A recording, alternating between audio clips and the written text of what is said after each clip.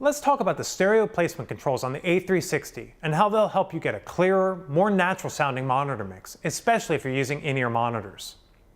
Good stereo imaging in your monitor mix is important for two reasons. The first is that separating signals with similar pitches or timbre, guitars for instance, or a guitar and a keyboard, will help you to hear those signals more clearly and more distinctly without adding any more volume. If those signals occupy the same space in the stereo image, then they're competing for the same space in your ears and your brain, making it harder to hear them clearly. The other reason is that stereo imaging is key to addressing the most common complaint among in-ear monitor users, that they feel isolated or cut off or unnatural. There's a very good reason for that. Putting tiny speakers in your ears and cutting off most other sound is isolating, it cuts you off, and is very definitely unnatural. So let's look at how your ears and brain process sound when you're not wearing in-ear monitors. Normal natural hearing is in stereo. What your right ear hears is different from what your left ear hears. That's what sounds natural to us, and our brain processes those differences to locate a sound in physical space. In order to keep things sounding natural when you put your in-ears in, you need to preserve those spatial references that you'd get when you don't have earphones in.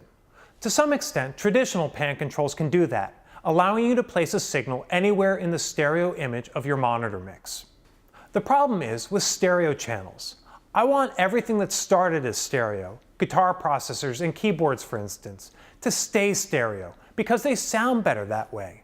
And I want my submix channels to be in stereo as well, both because they sound better that way too, and because those submix channels contain spatial information that I'd be getting if I didn't have in-ear monitors in.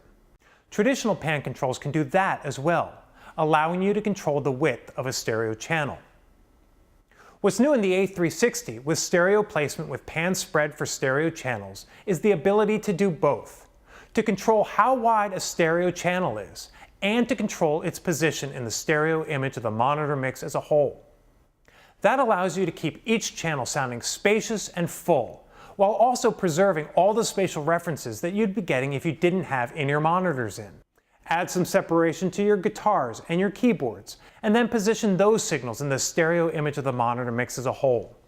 The best thing about it is that it's all intuitive and easy to use, so even a non-technical musician can get a great sounding and natural monitor mix in no time at all.